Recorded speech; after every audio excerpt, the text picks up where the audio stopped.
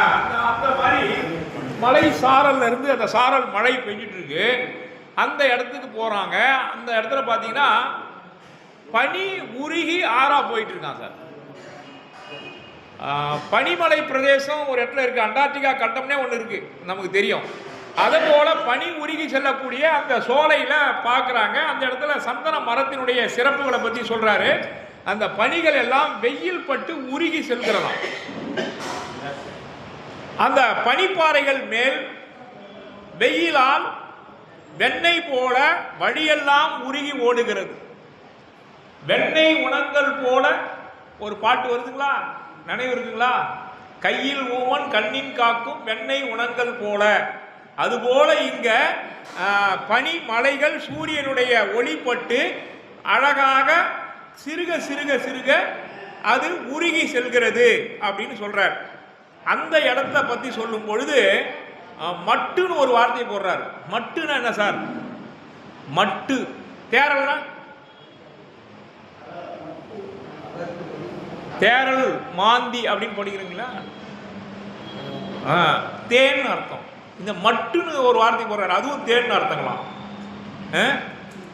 மட்டு ஒழுகுதான், தேன் ஒழுகுகிறதான். தாழ்முகில் சூழ்பொழில் சந்தன காற்றசைந்து தாழ்ந்துயர் செய்யும் வருவரை சாரலே. பனிப்பாறைகளை பற்றி சொல்றாரு. அங்க அந்த சோலைகளுடைய தேன் வழியக்கூடிய சூழலை பற்றி சொல்றாரு. பாதையில் செல்பவர்களெல்லாம் இன்பம் தரக்கூடிய அந்த மலை சாரலை பற்றி சொல்றாரு. அடுத்தது பார்த்தீங்கன்னா கூகை கோழியும் கோட்ட மரங்களும் மற்றும் குங்கும மரங்களும் நிறைந்து நெருங்கி காணப்படுகிறது. இப்போ வாங்குற குங்குமப்பூ உண்மையான அது குங்குமப்பூவான்னு தெரியல. ஆனால் அந்த காலத்தில் குங்கும மரம் இருந்திருக்கு, குங்குமப்பூ பொட்டி இருக்கு. குங்குமப்பூ என்ன கலரில் இருக்கும் சார்? சிவப்பு கலர்ல இல்லைங்களா? குங்கும மரங்கள் நிறைந்து நெருங்கி காணப்பட்டதான். அதை விட்டு பிரிய மனம் வராத இடத்துல அவங்க தங்கி இருந்தாங்களாம். அடுத்த இடத்துக்கு போலான்னு பார்த்தா அங்க இருக்கிற மயிலும் அண்ணமே அந்த இடத்த விட்டு போறதுக்கு மனசு இல்லை. நாம மட்டும் எப்படி போக முடியும்னு ஒப்புமைப்படுத்துறாரு.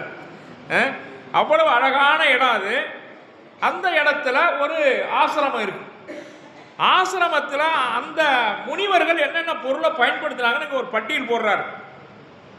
பரணி கூடு, பொருள்கள் வைக்கக்கூடிய பரணி கூடு, அதெல்லாம் பத்தி சொல்றார். அவங்க வச்சிருக்கக்கூடிய பொருள்கள் என்னன்னா கமண்டலம், சந்தன மரத்தாலான ஆலவட்டம், பரணி கூடு முதலிய உபகரணங்கள்லாம் அந்த ஆசிரமத்தில் கட்டி செப்பம் நிட்டு செய்திருந்தார்களாம் அந்த முனிவர்கள்.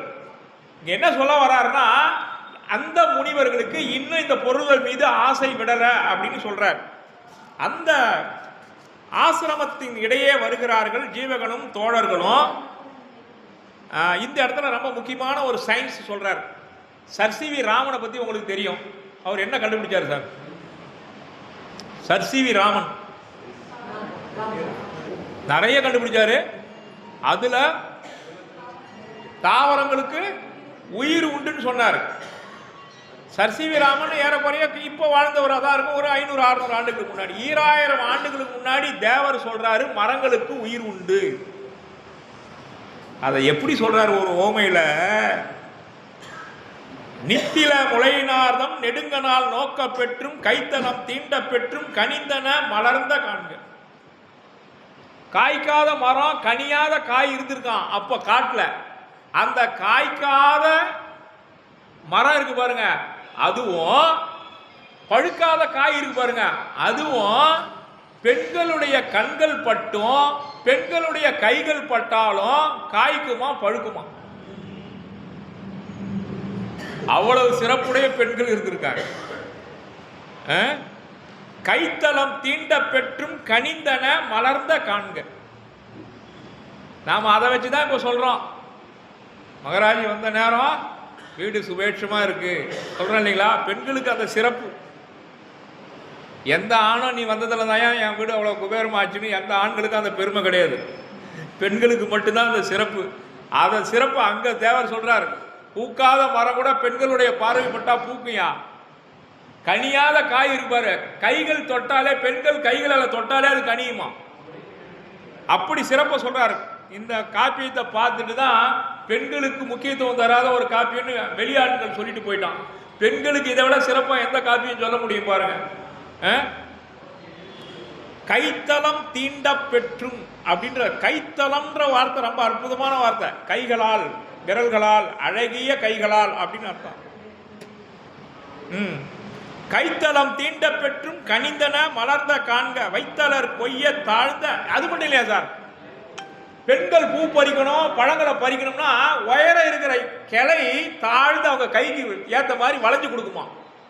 இதை பார்த்துட்டு தேவர் என்ன சொல்றாரு, மரங்களுக்கு உயிர் இல்லை உணர்வு இல்லைன்னு சொல்றோம்லாம் மடையா. மரங்களுக்கு உயிர்கள் இருக்கு, உணர்வு இருக்கு. அதனாலதான் பெண்கள் எட்ட முடியாம ஏங்கி நிற்கும் போது அந்த கிளை தாழ்ந்து அவங்க பறிக்கிற அளவுக்கு வளைஞ்சு கொடுக்குதான். இதை பார்த்துட்டும் மரங்களுக்கு உயிர் இல்லை உணர்வு இல்லைன்னு சொல்றவன் பேதைன்னு சொல்றாரு திருத்தக்க தேவர். அப்படின்னா என்ன அர்த்தம், திருத்தக்க தேவருக்கு அந்த மரங்களுக்கு உயிர் உண்டு என்பதை அவர் உணர்ந்திருக்கிறார். ஒரு இயற்கை, அதுல ஒரு ஓமை, அதுல ஒரு அறிவியல் நுட்பம், எத்தனை வைக்கிறார் பாருங்க.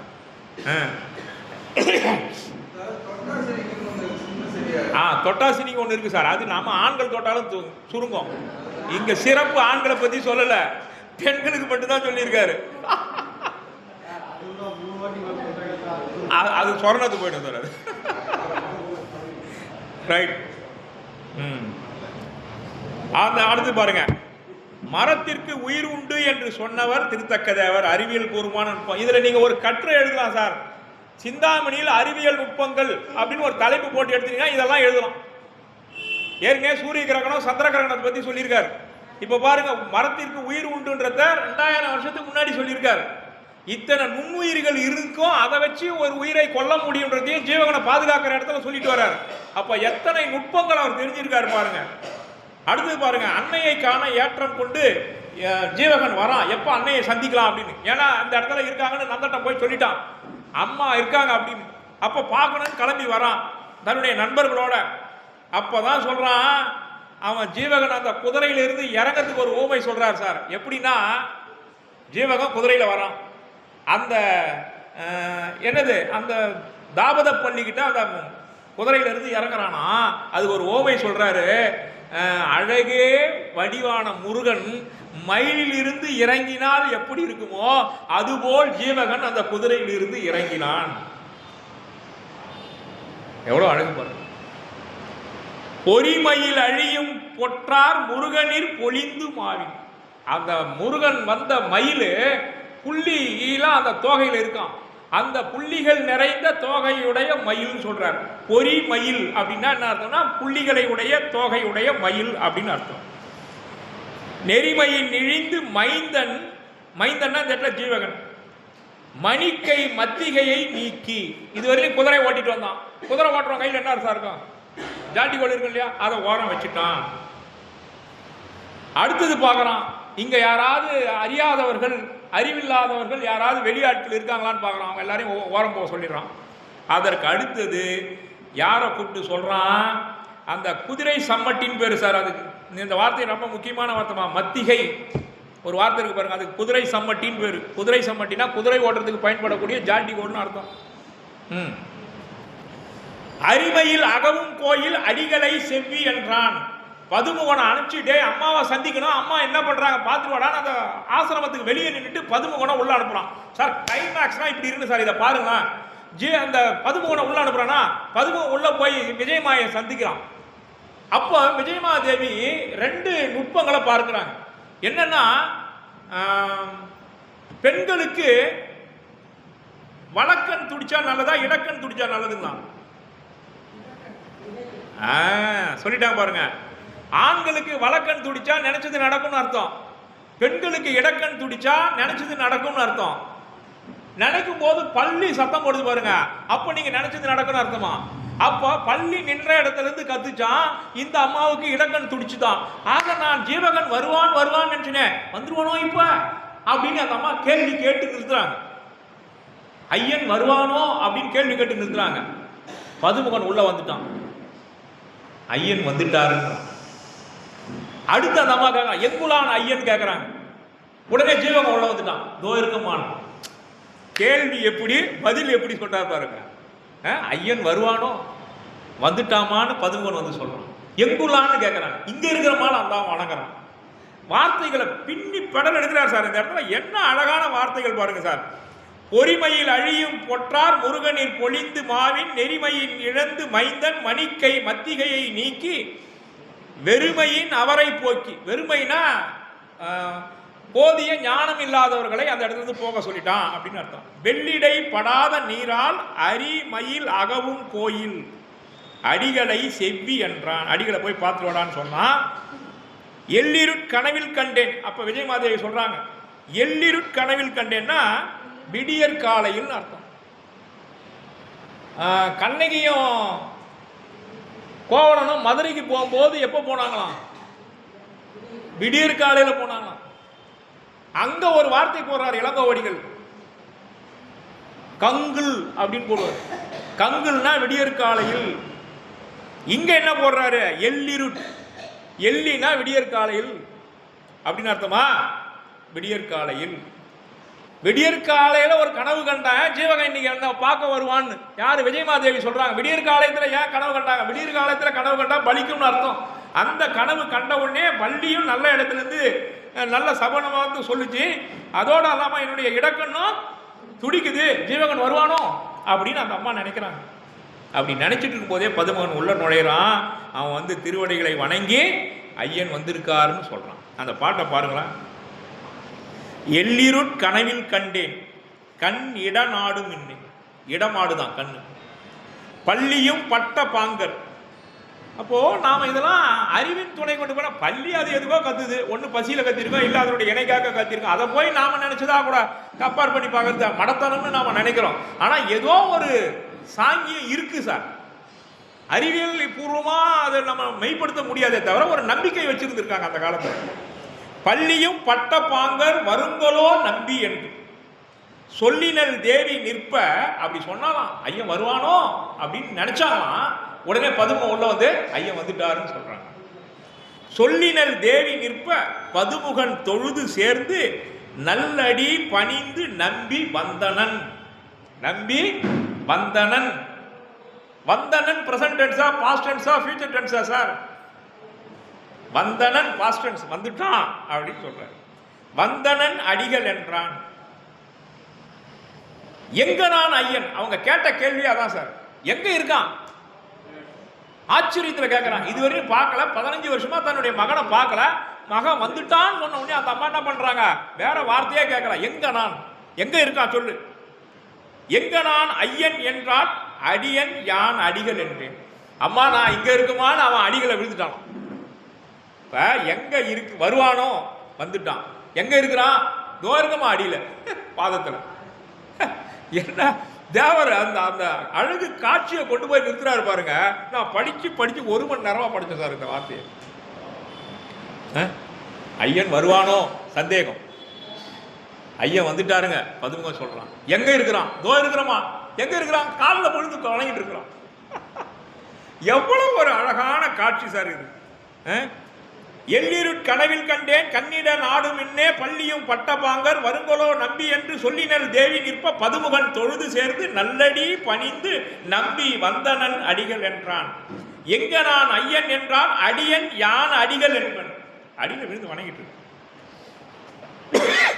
பொங்குவில் உமிர்ந்து மின்னும் புனைமணி கடகமாந்த தங்கொலி தடக்கை கூப்பி தொழுது அடி தழுவி வீழ்ந்தன். அங்கு 2 அருள் கடல் ஒன்றோட ஒன்று அன்பு கடல் இணைந்தால் எப்படி இருக்குமோ அப்படி தாயும் சேயும் வணங்கி மகிழ்கிறார்கள். 15 வருஷத்துக்கு பின்னாடி ஒரு பெற்றெடுத்த குழந்தைய ஒரு வாலிப முறுக்கோடு இருக்கக்கூடிய ஒரு பையனை பார்க்கிற ஒரு காட்சி எப்படி இருக்கான் பாருங்க. அன்னை விசையனுடைய ஆனந்த கண்ணீரை பாருங்களா. திருவடி தொழுது வீழ்ந்த சிறுவனை கண்டபோதே வருபணி சுமந்த வாட்கண் வனமுலை பொழிந்த தீம்பால் முருகுடை மார்பில் பாய்ந்து முழு மெய்யும் நனைப்ப மாதர் வருகவென் களிரென்றேத்தி வாங்குபூ தழுவி கொண்டாள். இந்த பாட்டை பிரிச்சு படிக்கிறது ரொம்ப கஷ்டமா பார்த்துங்க. திருவடியில விழுந்து வணங்கின ஜீவகனை தூக்கி நிறுத்துறானா. தூக்கி நிறுத்துற போது பார்த்தா ஒரு கட்டிலம் காலை 16 ஆண்டு கால இளைஞனாய் நிற்கிறான். தன்னுடைய மகன் தான் இருந்தாலும் வாலிப வயசை அடைந்த பையன். அவனை கட்டி அணைப்பது ஒரு பெண்மைக்கு அழகல்ல. இருந்தாலும் தாய் பாசம் அதிகமாக இருப்பதனால் தான் ஈன்ற குழந்தை தான் அவங்க கண்ணு முன்னாடி வருது. ஒரு 16 வயசு ஆண் மகன்ற எண்ணம் அவங்களுக்கு மனசுல வரல. அதனால ஆற தழுவுகிறார். அப்போது அவருடைய கண்களில் இருந்து வரக்கூடிய கண்ணீர் அவர்கள் உடல் முழுவதும் நினைக்கிறது. அடுத்த பாட்டு தான் கிறிஸ்து.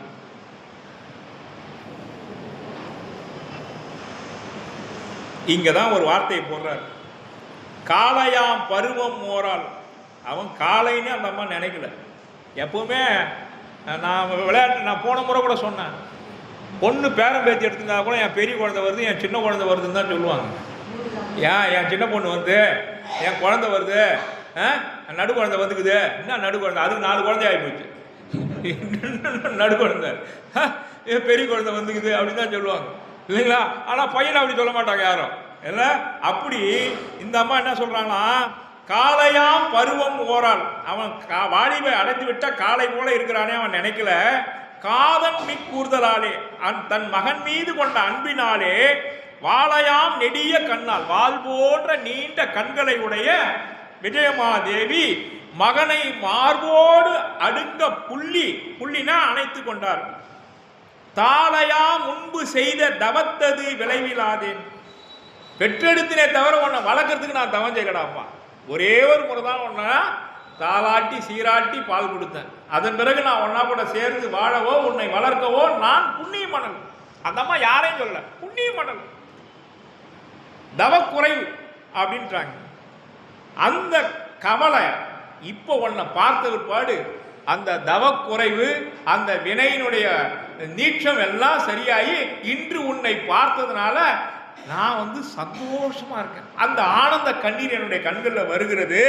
அந்த அந்த கவலையை தீர்த்ததுனால அந்த விஜயமாதேவி இப்ப பார்க்கறதுக்கு எப்படி இருக்கலாம், தொழுதகு தெய்வம் அண்ணால்.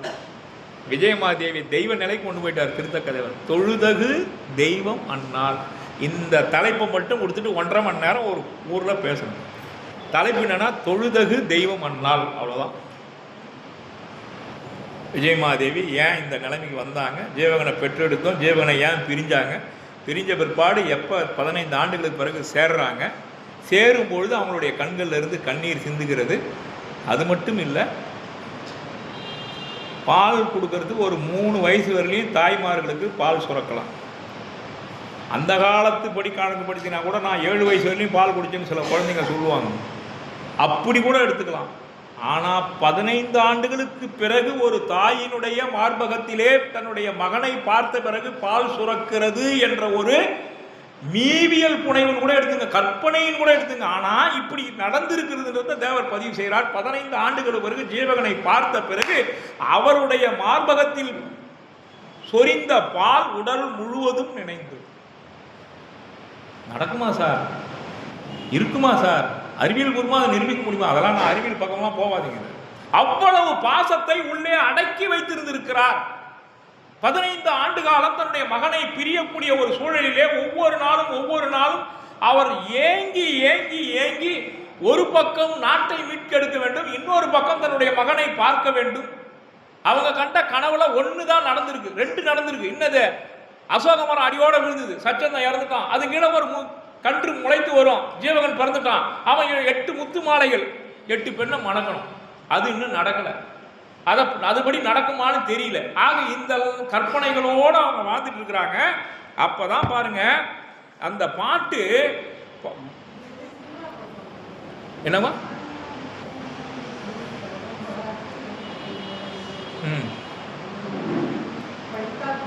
படித்தால் மட்டும்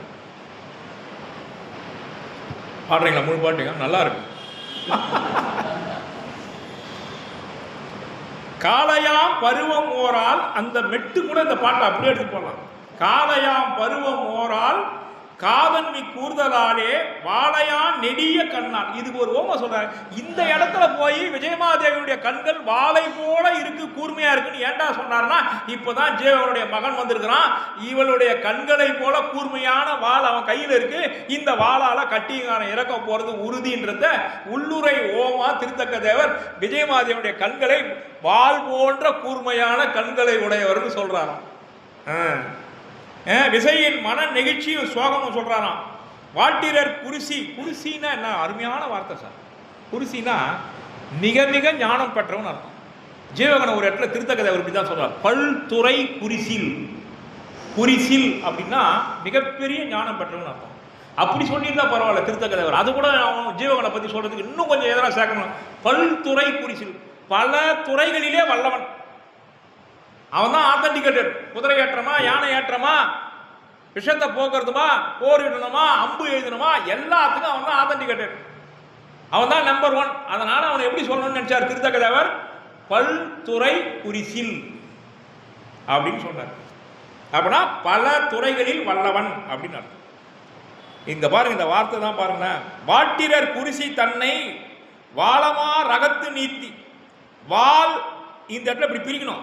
வால் அமர், வால் அமர் அகத்து நீத்தி அப்படின்னா வால் போரிலே தன்னுடைய பெருமை மிகு சச்சந்தனை போரிலே கைவிட்டு விட்டு வந்தவன் நான். மயில் போரில் அந்த அம்மா போயிட்டாங்க. ஜீவகனை சச்சந்தனை போர்க்களத்தில் கட்டிங்கானோட போர் நடக்குது. போர்க்களத்தில் எதிரிகிட்ட விட்டுட்டு வந்தவன்டா நான். பையன்கிட்ட சொல்கிறாங்க அந்த அம்மா, உன் தந்தைய வெள்ளற்கரிய சச்சந்தனை போர்க்களத்தில் வால் போரிடக்கூடிய இடத்துல கட்டிங்காரனோட போரிடக்கூடிய சூழ்நிலையில் அவனை பிரிஞ்சு வந்தேன் நான்.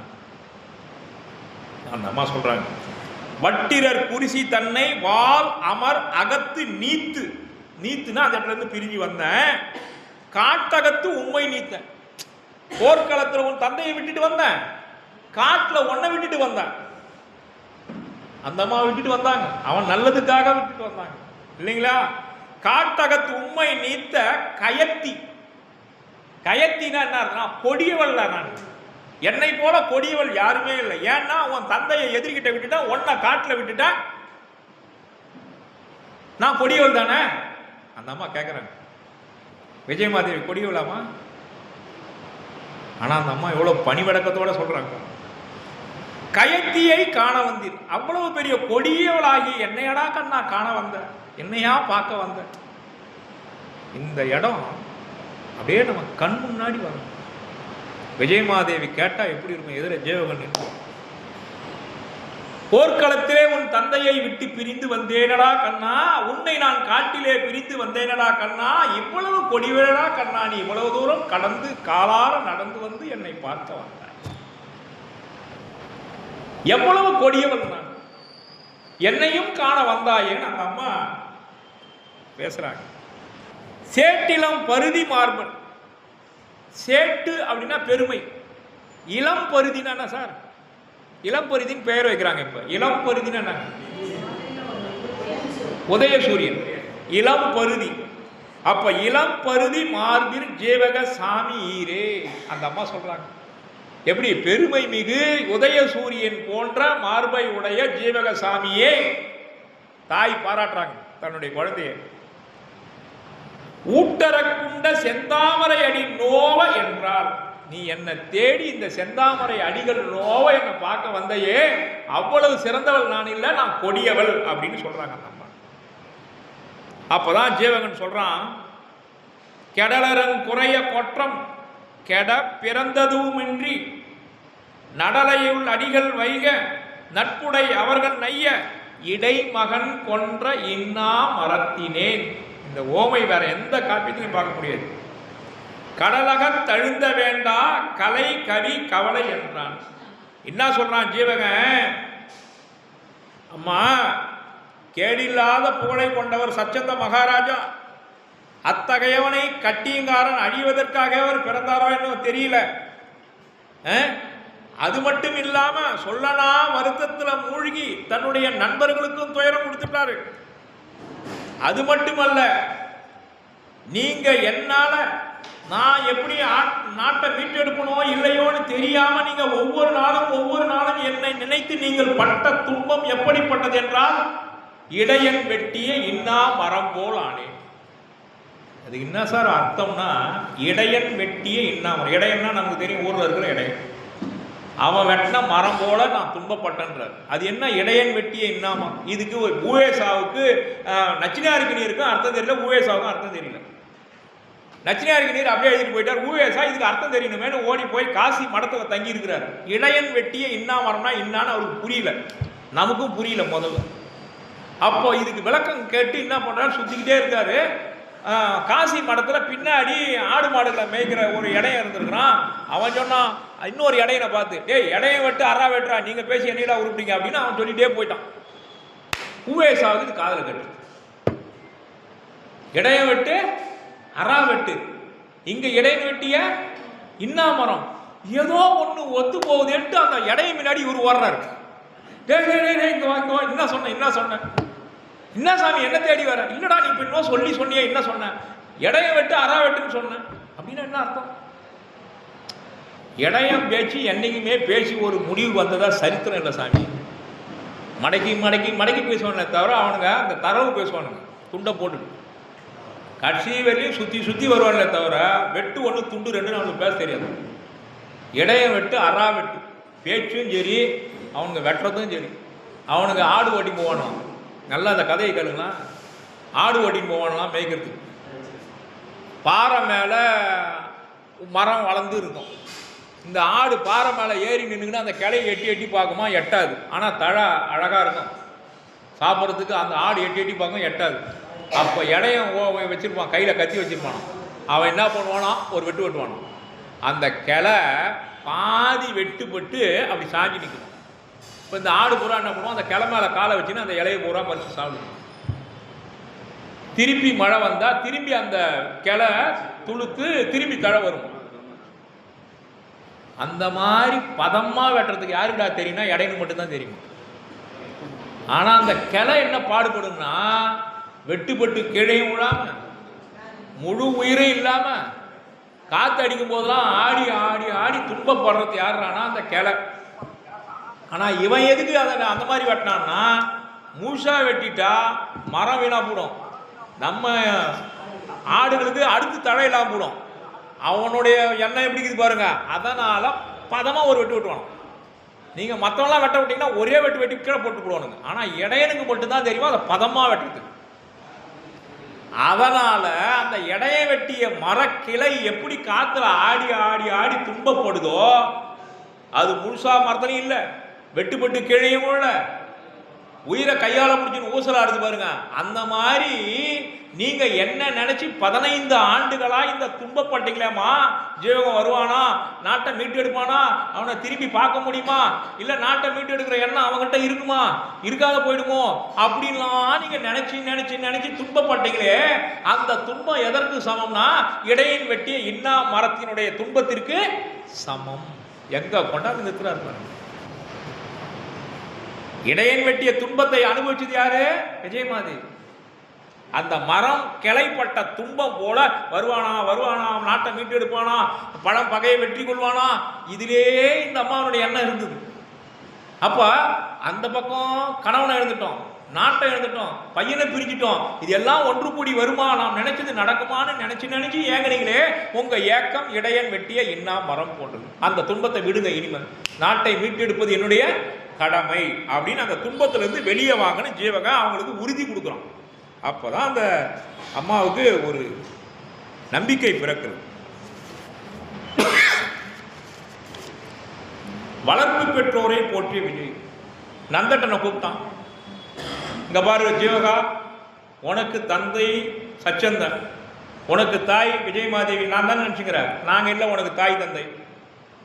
உனக்கு தாய் தந்தை யாருன்னா கந்துக்கடனும் சுனந்தையும் தான். ஏன்னா அவங்க தான் உன்னை வளர்த்த பெற்றோர். ஆக உனக்கு பெற்றோர் அவங்க, நான் இல்லைப்பா. சரி, எனக்கு குழந்தை யாருன்னு கேட்குறியா? இந்த நந்தட்டம் தான். எந்த தாய் சொல்லுவா சார்? 15 ஆண்டு காலம் பொறுத்து தன்னுடைய குழந்தைய பார்க்கும் பொழுது, நீ இல்லடா எனக்கு குழந்தை, நான் உனக்கு தாய் இல்லை, உன்னை இத்தனை ஆண்டு காலம் வளர்த்த சுனந்தை தான் உனக்கு தாய், கந்துக்கடன் தான் உனக்கு தந்தைன்னு எந்த தாய் சொல்லுவா? விஜயமாதேவி சொல்லுவா. அப்படின்னா அந்த நட்பு எப்படி இருந்திருக்கு பாருங்க, அந்த உரிமை எப்படி இருந்திருக்கு பாருங்க. பெற்றெடுத்தவளை விட வளர்த்தவளுக்கு உரிமை கொடுக்கணும்னு அந்த அம்மா எவ்வளவு பெருந்தன்மையா இருந்திருக்காங்க பாருங்க. யானலன் அவ்வை யாவால் சுனந்தையே ஐயர் என்றும் கோணலன் தந்தை கந்து கடனென குணத்தின் மிக்க அது பெருந்தன்மை, அதுதான் குணத்தின் மிக்க. பானில துறையும் தீந்தேன் அணையவாய் அமிழ்தமாற மானலங்கொண்ட நோக்கி மகன் மன மகிழ்ச்சி சொன்னான். இவன் தான் எனக்கு மகன். யாரு? நந்தட்டம் தான் எனக்கு மகன், நீ இல்லை மகன் எனக்கு, நான் உனக்கு தாய் இல்லை அப்படின்னு அந்த அம்மா சொல்றாங்க. நந்தட்டனை தனது மைந்தனாக ஏற்றுக்கிறாங்க. எனக்குயிர் சிறுவனான நந்தனே ஐயன் அல்லை, பார்த்தீங்களா?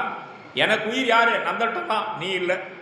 எனக்குயிர் சிறுவனான நந்தனே ஐயன் இல்லை, வனப்புடை குமரன் இங்கே வருக என் மருந்து சேர்த்தி புனக்கொடி மலையோடு மாலையோடு பூங்குழல் திருத்த போற்றார் இனத்திடை ஏறனானு கின் அலி விருந்து செய்தார். இன் அலி விருந்து செய்தார்.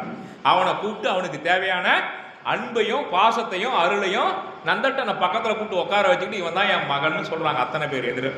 அப்புறம் அவங்களுக்கு அறுசுவை உணவு கொடுத்தாங்க. உங்களுக்கு தெரியும் உணவுனுடைய சுவை 6ன்னு, ஆனால் உணவினுடைய வகைகள் எத்தனை சார்? 6 சுவை தெரியும். உணவு எத்தனை வகையாக பிரிச்சிருக்காங்க தெரியுங்களா? சொல்லுங்க. 4 வகை. என்னென்னமா? உண்ணல், பருகல், நக்கல், தின்னல், இல்லைங்களா? 4 வகையா நீங்க எந்த உணவு எடுத்தாலும் இந்த 4 வகையை தான் சாப்பிட முடியும். ஒன்று உண்ண முடியும், இல்லை பருக முடியும், இல்லை தின்ன முடியும், இல்லை நக்க முடியும். இப்படி பிரிச்சிருக்காங்க. அத ரொம்ப அழகா சொல்லியிருக்காரு பாருங்க. சிறுகரார் பார்ப்ப புள்ளி திருமையில் இறந்ததே போல் இறைவி தன் சிறுவர் தம்மை இரு கையினாலும் புள்ளி முறைமுறை குமரர்க்கெல்லாம் ஒழியமை முகமன் கூறி அறுசுவை அமிர்தம் ஊட்டி அறு பகல் கழிந்த பின்னல் 6 நாள் அந்த நண்பர்களை வச்சு உணவு படைச்சு அந்த குழந்தைகளை பாதுகாத்துட்டாங்க. அப்புறம் விசையை சிந்திக்கிறார். மரவனாக மனம் கமழ் சண்பகம் குரவம் கோங்கம் குடம்புரை காய்வரை விரவு பூம்பொழில் வேறிருந் தாய்பொருள் உருவமாத உரைக்கும் என்பவே.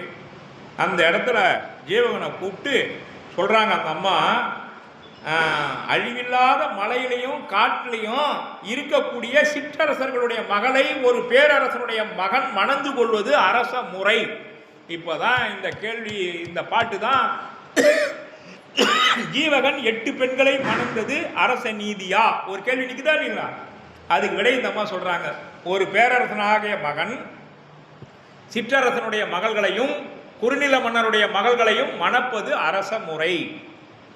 அம்மா விடை சொல்றாங்க. நீங்க யாராவது கேட்டா ஜீவகன் 8 பெண்களை மணக்கிறது நியாயமானா, அந்த காலத்து அரச முறை இருந்ததுயா, அதனாலதான் அவன் மணந்தான். பேரரசன் மகன் சிற்றரசன் மகள்களை மணப்பது அரச முறை. அதுதான் சொல்றாங்க.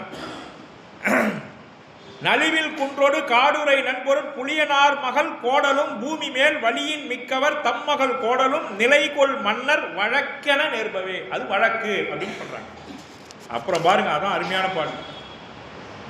நீதியாளர் தன் நிதி ஈட்டுதல். குடிமக்களுக்கு 6ல் 1 பங்கு தான் வருவாய் வரி போடணுமா, இதை சொல்றாங்க இந்த அம்மா.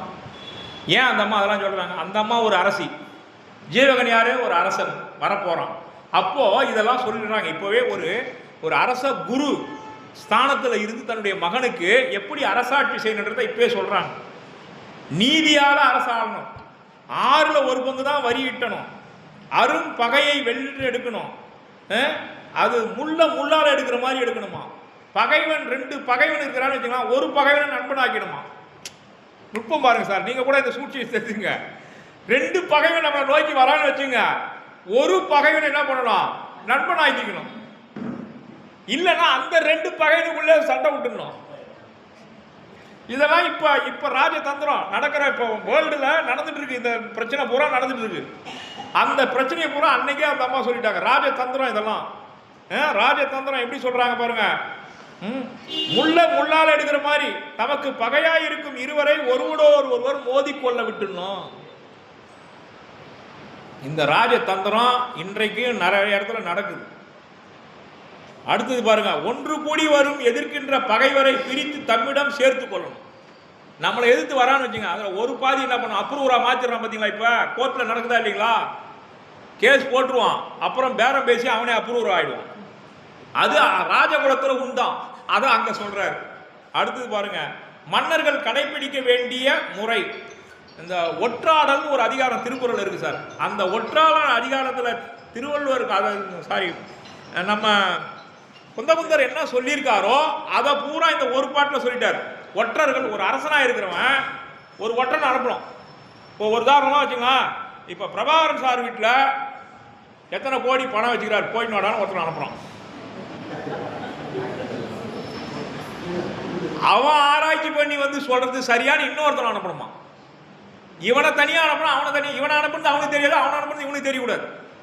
இவன் போய் வந்து சார் 340 கோடி இருக்கு சார். ரைட் வா. அப்புறம் அவனை கூப்பிடணும்.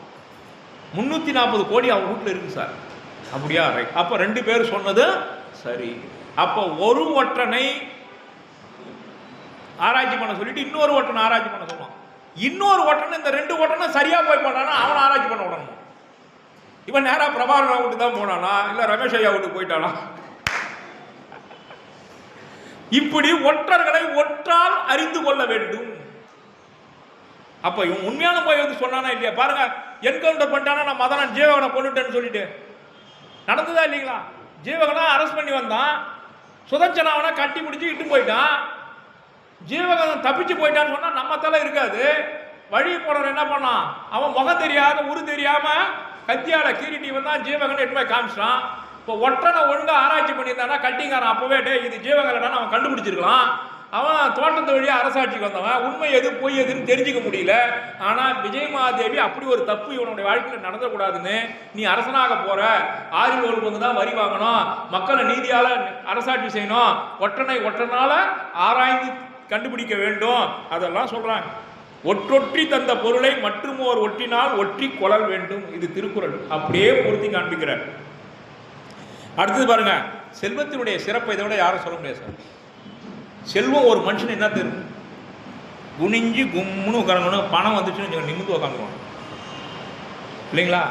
ஒளி இல்லாத முகம் கூட ஒளி வந்துருமா, அழகில்லாத முகத்தில் அழகு வந்துருமா, நயந்து சொல்ற சொற்களை அதிகாரத்தோட சொல்லுவாங்க. இந்த பணம் இத்தனையும் செய்யும். அதனால தான் பணம் 10 செய்யணும் அந்த காலத்தில் சொல்லியிருந்தான். இதை எப்படி சொல்றாரு பாருங்களா? வென்றி ஆக்களும் மேதக வாக்களும் அன்றியும் கல்வியோடு அழகாக்களும் குன்றினார்களை குன்றன ஆக்களும் பொன்றும் சாகத்தினாய் பொருள் செய்யுமே. பொருள் என்னென்னலாம் செய்யும் இதை சொல்லிட்டார். அழகாக்கும், கல்வி தரும். அவர் சொல்லுக்கு இதுவரையிலும் மரியாதையில் இருக்கும். அவர்கிட்ட பணம் வந்தோடனே அவருடைய சொல்லுக்கு ஒரு மரியாதை வந்துருக்கும். குன்றி இருந்தனோட குன்று போல நிவரச் செய்யும். எது? பணம். ஆக அந்த பணத்தை ஒரு அரசனாக இருப்பவன் தேட வேண்டும். வென்றி ஆக்களும் மேதக வாக்களும் அன்றியும் கல்வியோடு அழகாக்களும் பொன்றும் சாகத்தினாய் பொருள் செய்யுமே. பொருள் என்னென்னலாம் செய்யும்ன்றத சொல்லிட்டார். அடுத்தது பாருங்க, போர்களால் கிடைக்கும் பெருஞ்செல்வம். ஏன் போருக்கு போனோம்? போருக்கு போனாதான் பெருஞ்செல்வத்தை கொண்டாட முடியும். ஐயோ பாவம் உட்காந்துருக்கூடாது. அரசனா இருக்கிறவன் பகைவர்களை வென்று அவன் நாட்டில் இருக்கிற செல்வத்தை கொண்டாந்து சேர்க்க வேண்டியது அரச கடமை சொல்றாங்க பாருங்க சார். அப்ப போருக்கு போனா, போருக்கு போய் எதிரி நாட்டினுடைய செல்வத்தை பூரா கொள்ளாடிச்சு வந்து சேர். இதான் முகலாய அரசர்கள் செய்தாங்க அந்த காலத்தில் சொல்றாங்க. போர்களால் கிடைக்கும் பெரு செல்வங்களை சேர்த்துக்கோ அப்படின்னு சொல்றாங்க. அதனால படை கிடைக்கும், பொருள் கிடைக்கும், பணம் கிடைக்கும். ஏன்னா இவன் அந்த கட்டிக்காரனை வெல்லணும். அதுக்கேற்ற படை தேவை, பணம் தேவை, பொருள் தேவை. இதெல்லாம் திரட்டிட்டு போனீங்கன்னா தான் நீ அவனை வெல்ல முடியும். அப்பதான் உன் நாட்டை நீ அவன்கிட்ட இருந்து மீட்டு கொண்டு வர முடியும். அதுக்கு உண்டான தந்திரத்தெல்லாம் சொல்றாங்க. அடுத்தது ஜீவனுடைய கருத்தை விஜய கேட்கிறாங்க. இதெல்லாம் சொல்லிட்டு இப்பதாங்க பாயிண்ட். கண்ணா இதெல்லாம் சொல்லிட்டா நல்லா கேட்ட. நான் எப்படியாவது பகைவன் கிட்ட இருந்து நாட்டை மீட்டெடுக்கணும்னு நினைக்கிறேன். ஏன்னா நமக்குரிய நாடு உன் தந்தை அநியாயமாக கொண்டுட்டு நாட்டை கைப்பற்றிட்டான் கட்டிக்காரன். உனக்கு அந்த எண்ணம் இருக்குதா? அந்த அம்மா கேட்குறாங்க, உனக்கு அந்த எண்ணம் இருக்குதா? இல்லை உன் மனசுல என்ன எண்ணம் இருக்கு அதையாவது சொல்லு. பையன் மேக்ஸ் படிக்கணும்னா அதெல்லாம் முடியாது. தங்கச்சி பையன் சயின்ஸ் படிக்கிறான், நீ சயின்ஸ் படிக்கணும். அவனுக்கு ஒரு இன்ட்ரெஸ்ட் வந்து நீ இன்னும் போய் இன்னொன்று சேர்த்துட்டு அவன் என்ன பண்ணுவான்? டிஸ்கன்டினியூ பண்ணிட்டு வந்துடுவான். அந்த மாதிரி எனக்கு நாட்டை மீட்டு எடுக்கணும்னு எண்ணம் இருக்குதுடா தம்பி. நீ ஏற்கனவே கல்யாணமாக பண்ணின்னு வர, உனக்கு அந்த எண்ணம் இருக்குதா இல்லையா? இல்லை தந்தை போலவே நீ காமத்தில் தான் முழுக போறியா அப்படின்னு அந்த அம்மா பிள்ளையா இருந்தாலும் ஓப்பனாக கேட்குறாங்க சார். நியாயம் தானே? கேட்கணும் இல்லை? அவன் மனசில் என்ன இருக்குதுன்னு தெரிஞ்சுக்கணும் இல்லையா? அதனால கேட்குறாங்க. வலித்தது என்னை, அதான் முக்கியமான வார்த்தை. ஓ மனசுல என்ன இருக்கு? நிலத்தின் நீங்கி நிதியினும் தேய்ந்து நம் குலத்திற் குன்றிய கொள்கை அல்லதுவும் கலை கனாரும் இல்லை இங்கில்லை காலை நீ வலித்தது என்னை. நம்முடைய நாட்டை இழந்துட்டோம், செல்வத்தை இழந்துட்டோம், குலப்பிறப்புல தாழ்ந்து நிற்கிறோம். நம்ம கூட இருக்கக்கூடிய அமைச்சர்கள் நம்ம கிட்ட இல்லை. இப்போ முக்கியமான பாயிண்ட், நல்லது சொல்றதுக்கு அமைச்சர்கள் நம்ம கிட்ட இல்லை. ஏன்னா நம்ம கிட்ட ராஜ்யம் இல்லை, பணம் இல்லை, படை இல்லை, எதுவும் இல்லை நம்ம கிட்ட. நாம அரச வாரிசுன்னு சொல்ற குலப்பெருமை கூட இல்லை நம்ம கிட்ட. அதை கூட சொல்ல முடியல வெளியில. இப்போ உன் மனசுல என்ன இருக்கு கேட்கறாங்க அந்த அம்மா. கலைக்கணாரும், கலைக்கணார் அப்படின்னா அமைச்சர்கள்னு அர்த்தம், கலைக்கணாரும் இல்லை அப்படின்னு அர்த்தம். வலித்ததென்னை அப்படின்னு கேட்குறாங்க அந்த அம்மா. இதை தான் ஒரு ஒரு மகனாக பிறந்தவனுடைய கடமை என்னன்னு இந்த இடத்துல நாலடியார் சொல்லுது சார். ஒரு ஆலமரம் இருக்குது, அடிமரம் பழுதாயிடும். பழுதாயிட்ட உடனே என்ன பண்ணும், அந்த ஆலமரத்தில் விழுது தொங்கும். அந்த விழுது பூமியில் போய் நின்று அந்த அடிமரம் பழுதுபட்டாலும் அந்த கிளைகளுக்கு அந்த மரத்துக்கு எதுவும் ஆகாம தாங்கி பிடிக்கும். இதை நாலடியாரில் ஒரு சமண முனிவர் பார்த்தார். இந்த ஆலமரத்தை பார்த்தவர் இப்படி ஊமைப்படுத்துறாரு. இந்த அடிமரம் பழுதுபடும் பொழுது எப்படி கிளைகள் அந்த மரத்தை தாங்கி நிற்கிறதோ அப்படி தந்தை குன்றிவிடும் பொழுது அந்த குலத்தில் பிறந்த ஆண் மகன் அந்த குலத்தினுடைய பெருமை குன்றாமல் எப்படி ஆலமரத்தினுடைய விழுது தாங்குகிறதோ அதுபோல் அந்த குலத்தினுடைய பெருமையை தாங்கி பிடிக்க வேண்டும், அந்த கடமையை செய்ய வேண்டும். அந்த கடமையிலிருந்து தவறுபவன் ஆண் மகன் அல்ல. நாலடியார் சொல்லு அதை கொண்டாந்து இங்க நிற்கிறாரு பாருங்க. அந்த பாட்டு என்னன்னு சொல்ற நாலடியார் பாட்டு. சிதலை தினப்பட்ட ஆலமரத்தை மதலையாம் மற்ற அதன் கீழ் ஊன்றி ஆங்கு குதலைமை தந்தை கண் தோன்றின் தான் பெற்ற புதல்வன் மறைக்க கெடும். தந்தை குன்றிட்டார்னா அதை மகன் தாங்கி பிடிச்சானா தந்தை குன்றது மறைச்சிடுவான். தந்தையுடைய குற்றம் மறைஞ்சிடும், தந்தையுடைய இயலாமை மறைஞ்சிடும். எப்ப மகன் தூக்கி பிடிக்கும் போது அப்படி சொல்றாரு. அதுதான் சில நேரத்தில் இதுக்கு இன்னொரு அகைன்ஸ்டான ஒரு குரல் சொல்றான். வரும் முன்னர் காவாதான் வாழ்க்கை எரி முன்னர் வைத்தூறு போல. வர்றதுக்கு முன்னாடியே அந்த குடும்பத்தை காப்பாற்றணும். அதான் ஆண்மகனுக்கு அழகு. எரியோடு நிகர்க்கு மாற்ற இடிக்குறர் சிங்கம் ஆங்கோர் நரியோடு பொறுவதென்றால் சூழ்ச்சின துணையம் என்றோடு. ஏமா கட்டியங்காரன் எப்படிப்பட்டவன்? நரி கூட்டம் மாதிரி. நாங்க எப்படி சிங்கம் போல. சிங்கத்தின் எதிர நரி கூட்டம் நின்று சண்டையிட முடியுமா? முடியாது. ஆகவே நாங்கள் பகை முடிப்பது உறுதின்னு அவன் சொல்றான். எவ்வளவு அழகா சொல்றான். கவலை கொள்ளற்க என்று ஜீவகன் தன் தாய்க்கு ஆறுதல் கூறினான். நந்தட்டினுடைய தோல் வலிமையை பத்தி சொல்றான் இந்த இடத்துல. கலுழன் மனம் முருகு உடையவன் அப்படின்னு சொல்றாங்க.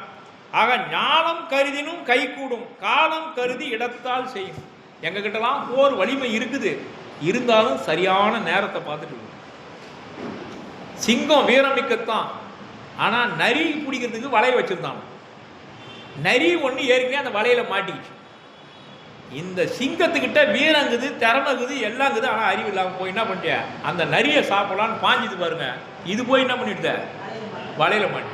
அதுபோல வீரம் இருந்தாலும் திறமை இருந்தாலும் தக்க நேரம் தக்க சமயம் பார்த்து தன்னுடைய அறிவிலால் பெறுவதுதான் வெற்றி. எல்லாம் இருந்தாலும் வெற்றி பெற முடியாது. அதுக்காக சொல்றார். அததான் திருக்குறள்ல ரொம்ப அழகா சொல்றார். பகல் வெல்லும் கூகையை காக்கை. இல்லைங்களா? 1000 கூகையை கூட ஒரு காக்கா வென்றுடும். எப்போ? பகல்ல. ஆனா இரவுல ஒண்ணும் பண்ண முடியாது. அதனால நேரம் கருதினால்தான் காரியம் கை கூடும். நேரம் கருதாம கை கூடாது. கிராமத்தில் ஒரு பழமொழி சொல்லுவாங்க, தண்ணி பாஞ்சி வளர்ந்துறாது, நாள் வளர்ந்தாதான் அந்த நெல்லாக இருந்தாலும் சரி எதுவாக இருந்தாலும் சரி கதிர் விடும். இல்லைங்களா? ஒரே நாளில் 2 போன தண்ணி பிடிச்சி கட்டிட்டீங்கன்னா தண்ணியில் அந்த நெல் பயிர் வளர்ந்துறாது. இல்லைங்களா? அதுக்குண்டான காலம் நாள் முடிஞ்சாதான் அது கதிர் விடும். அதனால கால தேச வர்த்தமானம்னு சொல்லுவாங்க பாருங்க. அந்த காலம் கூடினாதான் காரியம் கூடும். காலம் கூடாம காரியம் கூடவே கூடாது அப்படின்னு சொல்றாரு. நந்தட்டனுடைய தோல் வலிமையை சொல்றாரு. அதற்கு அடுத்தது சொல்றாரு, இது இந்த இடத்துல தான் சார் அந்த பாட்டு திருக்குறள்ல சொல்றாரு பாருங்க. 1000 எலி இருந்தாலும் ஒரு பாம்புடைய சவுண்டை கேட்டனால எல்லாம் ஓடிடும். ஒளித்ததாக என்ன முவரி எலிப்பகை நாகம் உயிர்ப்ப கெடும் அப்படின்னு சொல்றாரு. அடுத்தது பாருங்க,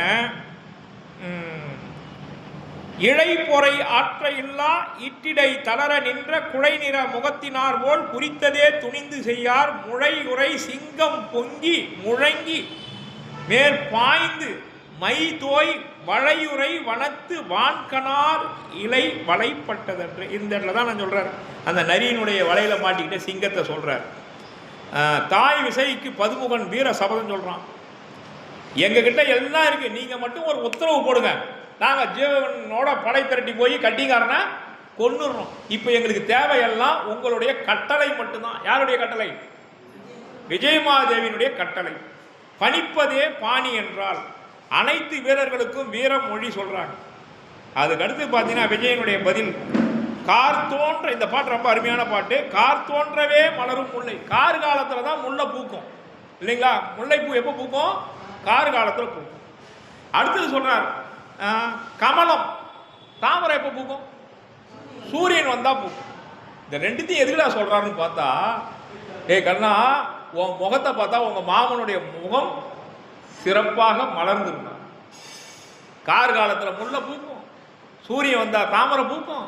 நீ உங்க மாமனை பார்த்தா உங்க மாமனுடைய முகம் கூடி மலர்ந்து. அதனால நீ மாமா வீட்டுக்கு போ, மாமனுடைய படையோட சேர்ந்து கட்டிக்காரனை கொள்ளு. எவ்வளவு அழகா கொண்டு போறாரு பாருங்க. கார் தோன்றவே மலரும் முல்லை கமலம், வெய்யோன் தேர் தோன்றவே மலரும். இங்க எங்க தேர் வருது? சூரிய பகவான் தேர்ல வராராம். அந்த ஒளி கற்றைகளை சொல்றாரு இங்க. தேர் தோன்றவே மலரும். செம்மணின் அப்படின்றது செம்மாமணின் மாமன் மற்றும் சீர் தோன்றவே மலரும். சென்றவன் சொல்லினோடே அவன்கிட்ட போய் அவனுடைய படையை திரட்டிக்கிட்டு பார்த்தோன்ற நின்ற பகையை செரற்பாலை என்றான். உனக்கும் அந்த கட்டிகாரன் நமக்குமான பகை இந்த உலகம் பூரா தெரிஞ்சிருக்கு. உலகம் பூரா பரவி இருக்கிற பகையை செரற்பாலை. இந்த இடத்துல தான் விஜயமாதேவிக்கு வீரம் கொப்புளிக்குது. முடிடா, பகையை முடிடா, உத்தரவு கொடுத்துட்டாங்க. நீங்க உத்தரவு கொடுத்தீங்கன்னா போதும் கேட்டாங்களே நண்பர்கள். உத்தரவு கொடுத்து செரற்பாலை என்றால் கொல்லுங்கடா. பார்த்தோன்ற நின்ற பகையை செரற்பாலை என்றால் பகையை வெல்லுங்கள் அப்படின்னு உத்தரவு கொடுக்குறாங்க. தாயின் ஆலோசனை ஏற்கிறாங்க. நன்ற பொருளே வலித்தேன் மற்ற அடிகள் நாளை சென்ற பதியும்.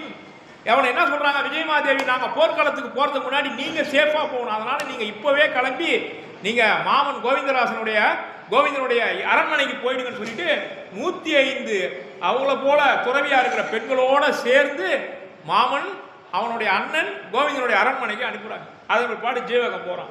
அங்க மாமனை போய் சந்திக்கிறதுக்கு போறான். சந்திச்ச உடனே அவனுடைய படையை திரட்டிட்டு தான் போய் வெல்ல போறான். இந்த கதை இப்படி இருக்கு. வென்றி கலிற்றான் உடை செல்வது வேண்டும் என்றான். அதுக்கு அடுத்தது பார்த்தீங்கன்னா ஜீவகன் ஏமாங்கத நாட்டுக்கு போறான். அங்க வழியில எல்லாத்தையும் பார்த்துட்டே போறான். அப்ப ஒரு சோலையில தங்குறான். இந்த இடத்துல அந்த மலர்களுடைய வாசனையை சொல்றார். காவின் மேற் கடிமலர் நெகிழ்ந்த நாற்றமும் வாவியுள் இளமலர் உயிர்த்த வாசமும் பூவீரி கோதையர் புனைந்த சாந்தமும் ஏவலார் எதிர் எதிர் விருந்து செய்தவே. அந்த சோலையில் இருக்கக்கூடிய நறுமண மலர்களை பற்றிலாம் சொல்றார். இப்படி எல்லாத்தையும் பார்த்துட்டே வந்தவன் அந்த படை ஆட்களுக்கு சமைக்கிறதுக்கு ஆள் வேணும் இல்லைங்களா? யாரை இட்டு போயிருப்பான் சமைக்கிறதுக்கு? பெண்களை தான் இட்டு போயிருக்கான். அந்த காலத்தில் பெண்கள் சமையல் வேலையில் ஈடுபட்டிருக்காங்க. அந்த 4 வகை அந்த வகையை சமஸ்கிருதத்தில் சொல்லும்போது சார், பஷ்ய, போஜ்ய, லேசிய, கோஷ்ய, தின்னல், பருகல், நக்கல், உண்ணல் சொன்னாங்க இல்லையா? அதை வடமொழியில் அப்படி சொல்கிறாங்க. அதுக்கு அடுத்தது அவங்க சென்ற அந்த குதிரையும் காளை மாடுகளும் இளைப்பாறு தான், அதை பற்றி சொல்கிறார். அப்போ சோலையில் இவங்கெல்லாம் படுத்து இளைப்பாறும் போது அந்த காளையும் அதுவும் இளைப்பாறணும் இல்லையா? அப்போ வந்த களைப்புக்கு குதிரைக்கு என்ன சார் தருவாங்க? கொள்ளு. அது அந்த காலத்திலே கொடுத்துருக்காங்க. கொள்ளு மட்டும் கொடுக்கலாம். கொள்ளு, அரிசி, வெள்ளைக்கட்டி, இதை 3த்தையும் என்ன பண்ணுவாங்களாம்? அதனுடைய வாயில ஒரு தொட்டி கட்டிடுவாங்க. அது ஏன்னா அதுக்கு பேர் என்ன சார்?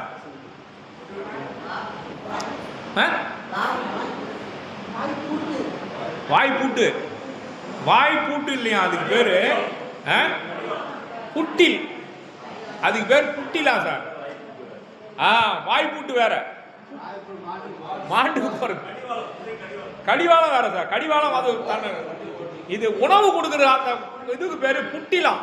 அதுல வெல்லம், அரிசி, கொள்ளு இதெல்லாம் சேர்த்து அந்த வாயில கட்டிட்டாங்கன்னா அது சிந்தாம சாப்பிடுமா. இல்லைன்னா அதுதான் சார். அந்த உணவு பொருள் நீங்க ஒண்ணு இல்லை, இங்க ரிப்பன் பில்டிங் தாண்டி அப்ப இருந்தது, இப்ப இருக்கான்னு தெரியல. இருக்குங்களா? அதை குதிரைக்கு ஆகாரம் கொடுக்கறது அப்படிதான் போறேன். அது உள்ள போட்டாலும் அது எடுத்து சாப்பிடும் இல்லைங்களா? யானைக்கு ஒரு கவலம் சாதம் கொடுக்கறதுக்குள்ள அது இறங்கி நெல் வயலில் மேய்ச்சதுன்னு வச்சுக்கலாம், ஒரு காணியை வீணாக்கிட்டு போயிடுமா. அதனால யானை உள்ள புதுனா எப்படி வீணாகும், அப்படி குதிரைக்கு நீங்க ஆகாரத்தை வேற ஏதாவது ஓப்பன் தட்டில் கொடுத்தீங்கன்னா அது வீணாக்கிட்டு போயிடுமா. அதனால அது கீழே சிந்தாத இருக்கிறதுக்கு என்ன பண்றாங்கன்னா, குட்டில்னு ஒரு பாத்திரம் மாதிரி இருக்கும், வாயில கட்டிடுவாங்க, மூங்கில் ஆனது, அதில் இதெல்லாம் போட்டு கொடுத்துட்டாங்கன்னா அது சாப்பிடுமா. இதெல்லாம் திருத்தக்க தேவர் எவ்வளோ அழகாக சொல்கிறார் பாருங்க. இல்லைன்னா இந்த செய்திலாம் நமக்கு தெரியுமா பாருங்க. கட்டியின் அரிசியும் புழுக்கும் காணமும், காணம்னா கொள்ளுங்க, காணம் அந்த இடத்துல பார்த்துங்க 1938 பாட்டில். நமக்கு தெரிஞ்சு செக்கு காணம் தான் தெரியும், இங்கே காணம்னா கொள்ளு. புட்டில் வாய் செரித்தனர் புறவி அல்லவும் நெட்டிரும் கரும்போடு சென்னல் மேய்ந்து நீர் பட்டன வள நிழற் பறிவு. சரி, கொள்ளு கொடுத்துட்டாங்க. இதுக்கு ஓட்டி போன மாட்டுக்கெல்லாம் என்ன கொடுக்குறது? வயல்வெளியில் நெல்லும் கரும்பும் விளைஞ்சி நிற்குது, அந்த வயல்களில் ஓட்டி விட்டுட்டாங்க, அது ஓரம் பாரம் மேய்ஞ்சிட்டு வந்துட்டு இருக்கும் பொழுது. அதனால அந்த நெல் வயல்லையும் கரும்பு வயல்களையும் அந்த மாடுகள் மேய்ஞ்சுதான் அப்படின்னு சொல்றாரு. நல்ல மரத்து நிழலில் படுத்து தூங்குச்சுக்கலாம், ரொம்ப முக்கியமாக பாருங்க. அப்போ அந்த ஓட்டி போய் விட்டுட்டான்னு அதனுடைய துன்பத்தை பார்க்காத இருக்கு இல்லையா, அதனுடைய துன்பத்தை போக்கி அதுக்கு உணவு கொடுத்து பரிமாறி இருக்கிறார்கள், அந்த ஜீவன்களையும் காப்பாற்றி இருக்கிறார்கள். அப்போ ஜீவ ரட்சணை என்பது அந்த காலத்தில் இருந்திருக்குன்றத நாம் உணரணும். அடுத்தது, இந்த இவர்களுக்கெல்லாம் உணவு கொடுத்துருக்காங்க. ஜீவகம் எப்போ சாயந்தரம் உணவு எடுத்துக்கிட்டான் பாருங்க. ராஜரத்தை பற்றி எந்த காப்பியத்திலையும் பெருசாக பார்க்க முடியாது, சிந்தாமணியில் சொல்லியிருக்காரு திருத்தக்க தேவர். ஜீவகன் இரவு உண்ணாமை பின்பற்றினான்னு நேரடியாக சொல்லலை. ஜீவகன் சாயந்தரம் ஆகாரம் எடுத்துக்கிட்டானா, எடுத்துக்கின பிற்பாடு அதை எப்படி சொல்றாரு பாருங்க. கழிமலர் விழித்த கண் கமலம் பட்டதுவே. கழிமலர் என்ற ஒரு மலர் சாயந்தரம் பூக்கும். இவன் ஆகாரம் எடுத்துக்கின பிற்பாடு அந்த சாயந்தரம் பூக்கிற பூ பூத்துது. காலையில பூத்த தாமரை கூம்பிடுச்சு. 2 பூவும் சொல்றாரு. இவன் ஆகாரம் எடுத்த பிறகு, அப்பனா சூரிய அஸ்தமனம் ஆகிறதுக்கு முன்னாடி ஜீவகன் உண்டு முடித்திருக்கிறான். அவன் சாப்பிட்டு முடிச்ச பிற்பாடு கழிமலர் பூத்தது, கமலம் சுருங்கி மூடியது. இந்த வரியை மட்டும் பாருங்க. இது நீங்க யாராவது ஆராய்ச்சி பண்ணணும், சமணர்கள் இரவு உண்ணாமையை பின்பற்றியது எந்த காலத்தில் தொடங்குச்சு, இப்ப இடையில வந்ததா இல்ல சங்க காலத்திலே இருந்திருக்கா, காப்பியங்கள் ஏதாவது ஆதாரம் இருக்கான்னு கேட்டா நீங்க இதை சொல்லலாம். ஜீவகன் உணவு உண்ட பிறகு கழிமலர் விழித்த கண் கமலம் பட்டதுவே. குழிமது கோலையன் கன்னி வார்குடர் பிழிமது கோதையார் பேண விண்ணமும் தழிமத களிரனான் அயின்ற பின்னரே கழிமலர். அவன் சாப்பிட்டு முடிச்ச பிறகுன்றதுக்கு இது பாருங்க, அழிந்த பின்னரே இனிய உணவை உண்ட பிறகுதான் அங்கே உப்பங்கழியில் நெய்தலில் இருக்கக்கூடிய மலர்கள் மலர்ந்தன, தாமரை மலர்கள் குவிந்தன அப்படின்னு சொல்றார். அப்ப இரவு உண்ணாமைக்கு ஒரு அருமையான சான்று.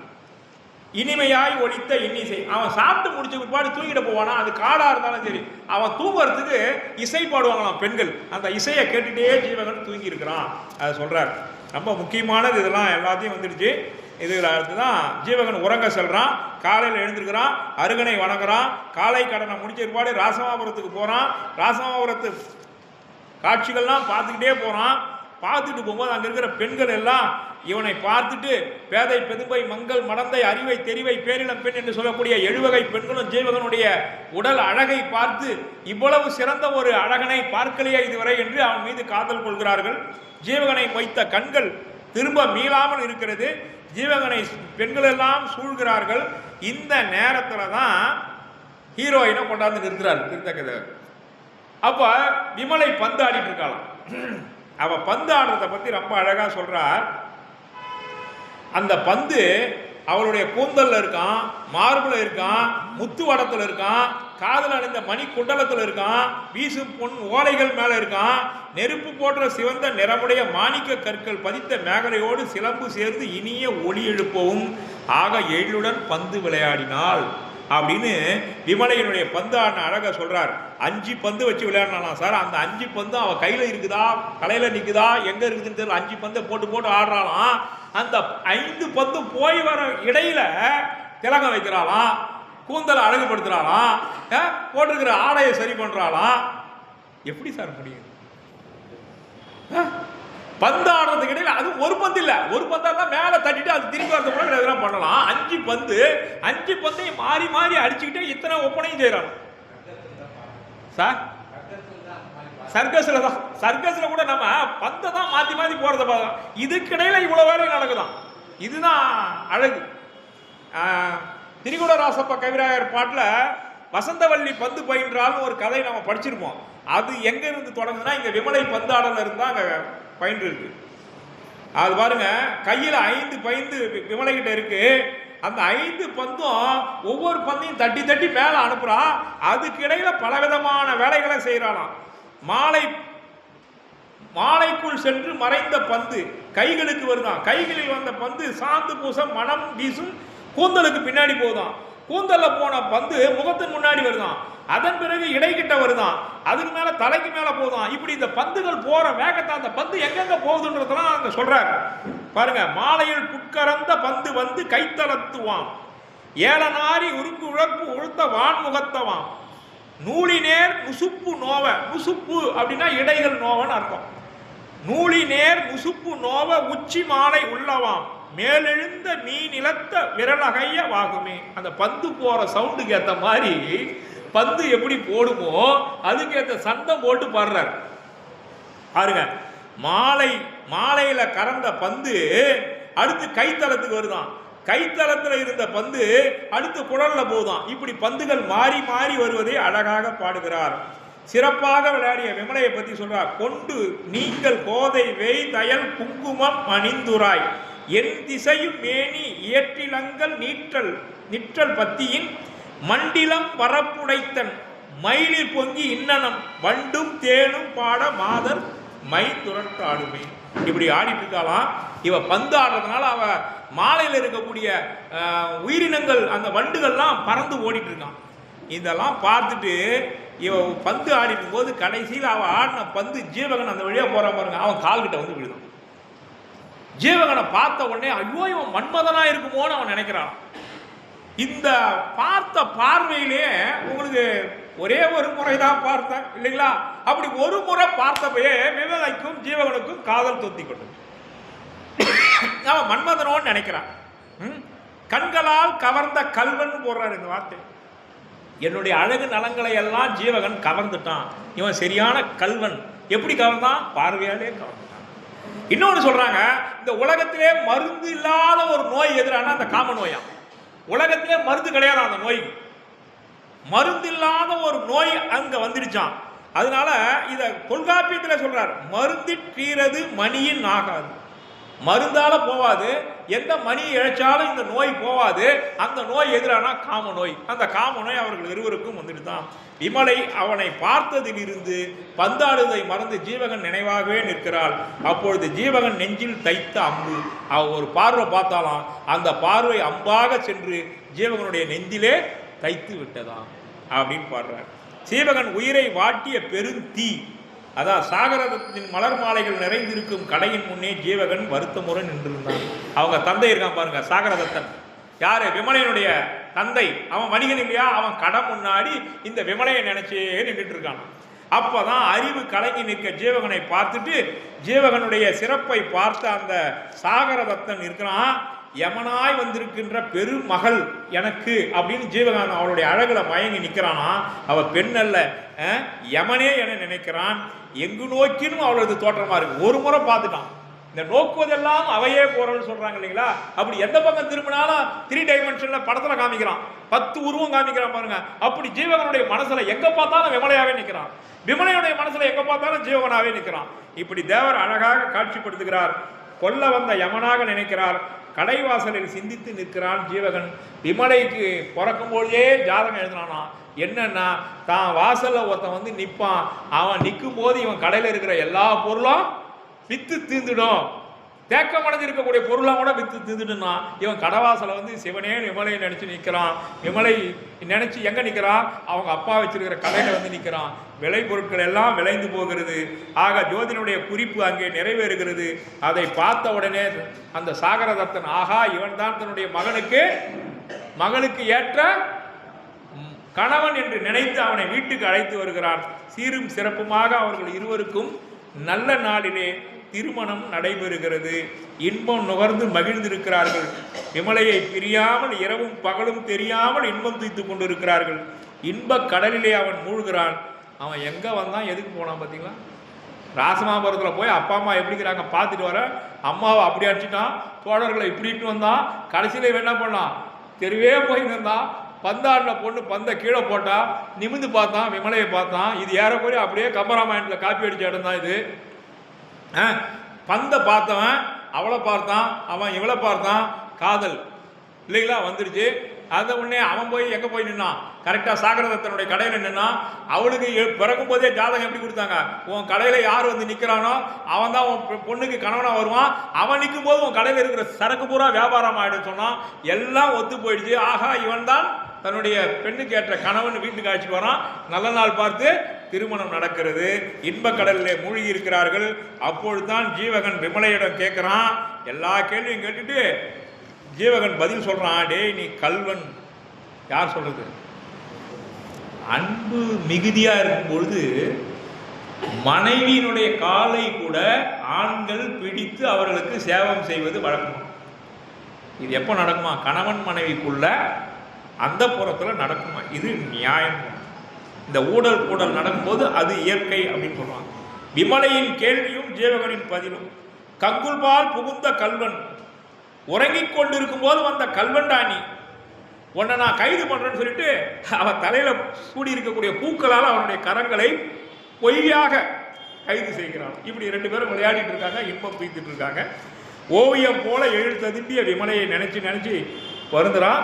அப்போ விமலையை கூப்பிட்டு அவன் சொல்றான், நான் இந்த மாதிரி என்னுடைய பணிகள் நிமித்தமாக நான் பிரிந்து செல்றேன், திரும்பி வந்துடுவேன் அப்படின்னு சொல்லிட்டு கிளம்புறான். இதுவரையிலையும் அவன் சொல்லாம தான் போயிட்டு இருந்தான்.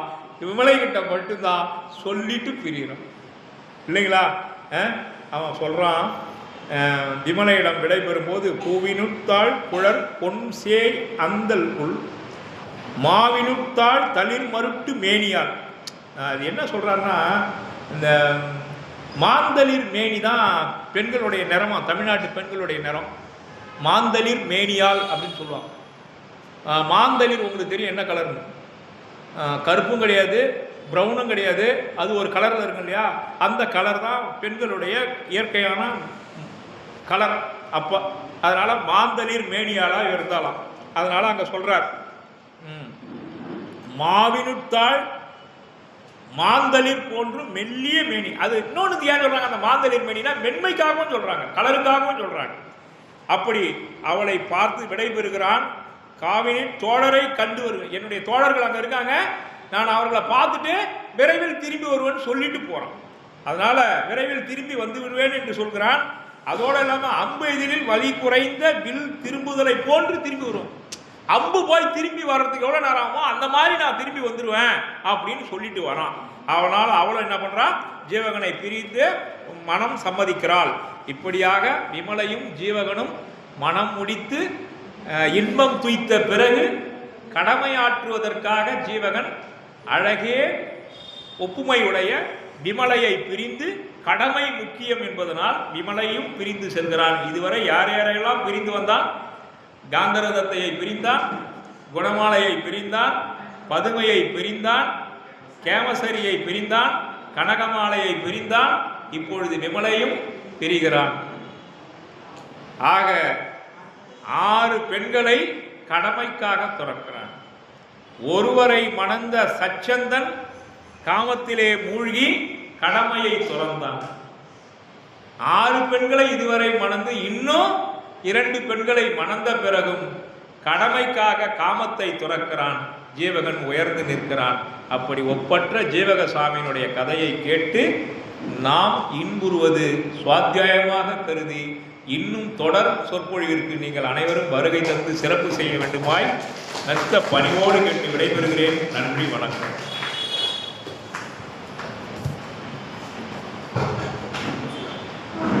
விமலையை மணந்தான், கடமையை துறந்தான் என்று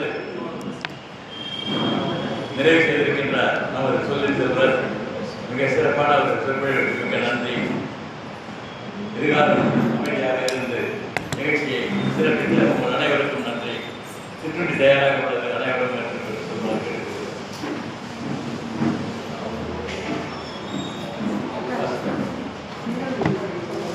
மங்களவாழ்த்து. மங்களவாழ்த்து.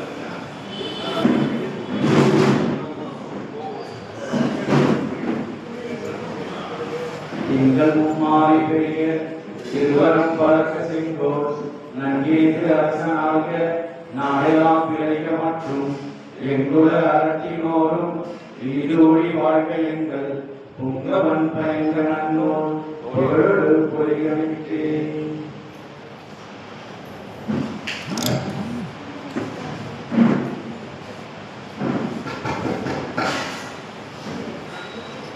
அடுத்த வாரத்திலிருந்து ஸ்பான்சர்ஷிப் தேவைப்படுறது தயவுசெய்து பங்கு கொள்ளுமாறு பட்டம் போய் கேட்டுக்கொள்கிறோம்.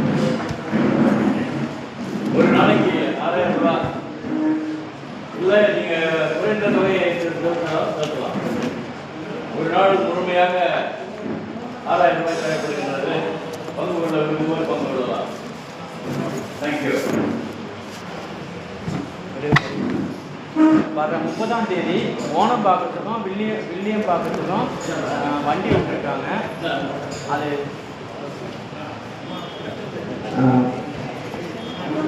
ஓணம்பாக்கம் மற்றும் வில்லியம்பாக்கம் இங்க 2 இடத்துக்கும் அகிம்சை நடை மூலமா புழல் வந்து வண்டி எடுக்கிறாங்க. அதுக்கு ஒவ்வொரு ஊர்லயும் வந்து ஜெகதீஷ் சொன்னாருங்க. அது பிறகு சிவி குழந்தைகள் வந்து படிக்கிற பசங்க குழந்தைங்க காலேஜ் வந்து பேரண்ட்ஸ் வந்தா மட்டும் டிக்கெட் கலெக்ட் பண்ற மாதிரி ஒரு ஐடியா இருக்காங்க. எல்லாரும் அப்படின்றதுக்காக எதுக்காகனா நம்ம சிறுவர் இளைஞர்கள் எவனா முன் வரணும் அப்படின்றதுக்காக படிக்கிற பசங்களை வந்து ஃப்ரீயா கூட்டிட்டு போறோம் அப்படின்னு சொல்லி ஒரு மெசேஜ் போட்டிருக்காங்க. அவங்க வீட்டில் பசங்க யாருன்னா இருந்தீங்கன்னா கண்டிப்பா புக்கிங் பண்ணுங்க. நம்பர் வந்து எங்கேயும் சொல்லலாம், இல்ல குழந்தை பறந்து இருக்காரு அவர்கிட்டயும் சொல்லலாம். குரூப்ல போட்டுருங்க. கண்டிப்பா எல்லாரும் கலந்துங்க. ஆஃப் பண்ணல.